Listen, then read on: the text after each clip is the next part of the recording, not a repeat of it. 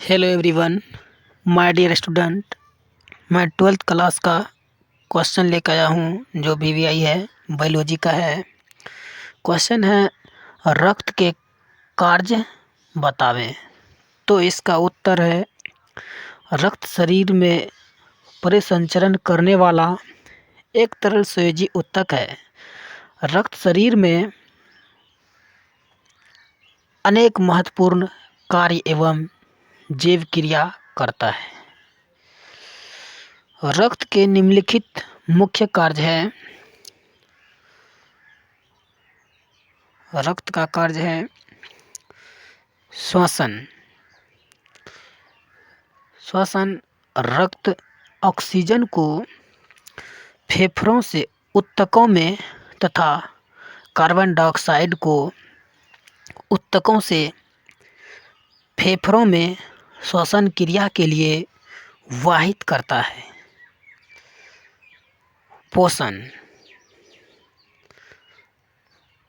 पोषण यह glucose, amino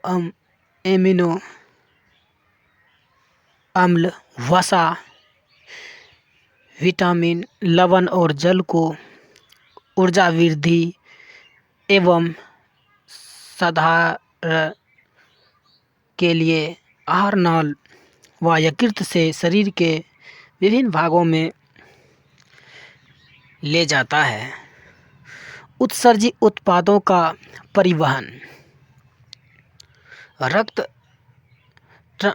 उत्सर्जित उत्पादों का परिवहन जो है ट्रांसपोर्ट ऑफ एक्सक्रीटोरी प्रोडक्ट्स रक्त अपशिष्ट उत्पादों का जैसे अमोनिया, यूरिया आदि को वृक्कों, फेफड़े, त्वचा और आहार नाल में निष्कासन के लिए पहुंचता है। इसके अलावा रक्त हार्मोन, विटामिनों तथा खनिजों का वितरण अपेक्षित स्थानों तक करता है। तो नेक्स्ट क्वेश्चन है जैव विकास की परिभाषा लिखें। जैव विकास की परिभाषा लिखें। तो इसका उत्तर है जैव विविधता की परिभाषा एवं इसके महत्व को बतावें। विभिन्न आवासों में कार्य पाए जाने वाले जीवों में भिन्नता के साथ साथ एक ही जगह पर पाए जाने वाले जीवों एवं पादपों में भी काफ़ी विविधता पाई जाती है। नेक्स्ट है ये विविधताएं उनकी बाहरी रचना, आंतरिक रचना, जीवन शैली, पोषण, प्रजनन और आयु के साथ साथ उनकी जेनेटिक रचना, प्रजातीय तथा पारिस्थितिक प्रणाली में भी काफ़ी पाई जाते हैं। ये भिन्नताएं ही जैव विविधता कहलाती है। अतः पृथ्वी पर समस्त जीव समूहों में पाई जाने वाली विविधताओं को जैव विविधता कहते हैं। अतः पृथ्वी पर समस्त जीव समूहों में पाई जाने वाली विविधता को जैव विविधता कहते हैं। तो जैव विविधता किसे कहते हैं? पृथ्वी पर समस्त जीव समूहों में पाई जाने वाली विविधताओं को जैव विविधता कहते हैं। अब है इसका महत्व। जैव विविधता का महत्व जैसे विविधता ही प्रकृति की संचालन शक्ति, ऊर्जा और करिश्मा है।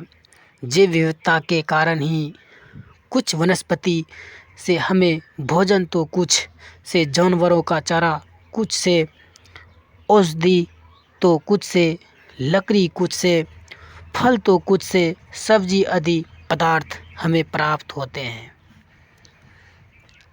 जैव विविधता के कारण ही जैव चक्र चलता रहता है।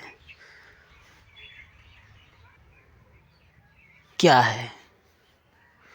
ग्लोबल वार्मिंग क्या है? ग्लोबल वार्मिंग क्या है? तो इसका उत्तर है, वार्मिंग क्या है?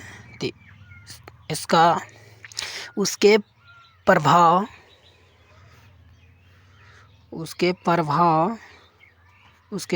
और मुक्ति के उपायों का वर्णन करें। तो उत्तर है, ग्रीन हाउस गैसों के स्तर में वृद्धि के कारण। ग्लोबल वार्मिंग क्या है? तो उसके प्रभाव और मुक्ति के उपायों का वर्णन। उत्तर, ग्रीन हाउस गैसों के स्तर में वृद्धि के कारण पृथ्वी की सतह का ताप काफ़ी बढ़ जाता है,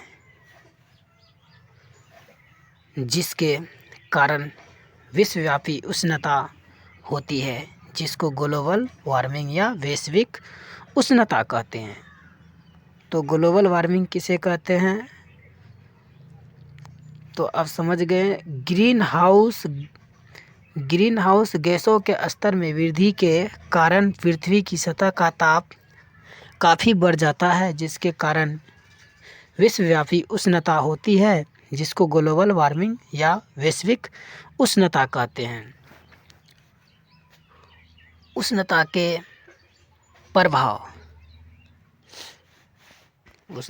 प्रभाव नेक्स्ट है, CO2 की सांद्रता में वृद्धि से प्रकाश संश्लेषण की दर में वृद्धि होगी, जिससे स्टोमाटा के परिवहन क्षमता में कमी आती है। 2 नंबर का है, भूमंडलीय औसत तापक्रम में वृद्धि से ध्रुवीय बर्फ पिघलेगी, जो बाढ़ तथा सूखों को बढ़ाएगी। कुछ निम्न भूमि पानी में डूब जाएगी। तापक्रम में परिवर्तन से बहुत सी जातियां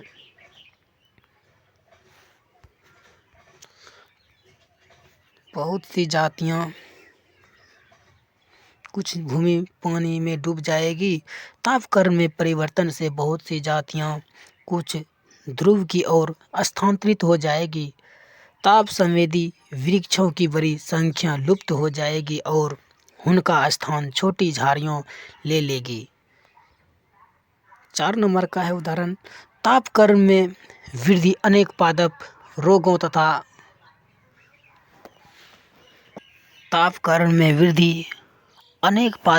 तथा रोगवाहकों को जन्म देंगे तथा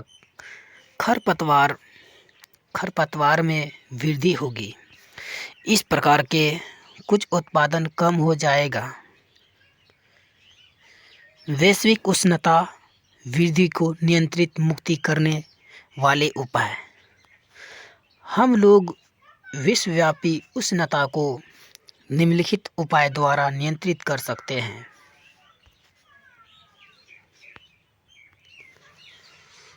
दो का है, जीवाश्म ईंधन के प्रयोग को कम करके ऊर्जा दक्षता में सुधार करके।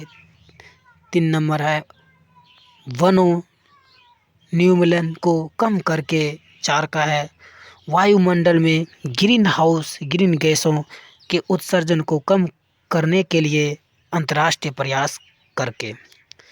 अब इस वीडियो में इतना ही। इस वीडियो को ज़्यादा से ज़्यादा देखें एवं लाइक शेयर करें अपने मित्रों के पास। नेक्स्ट वीडियो देखने के लिए धन्यवाद। जय हिंद, जय भारत।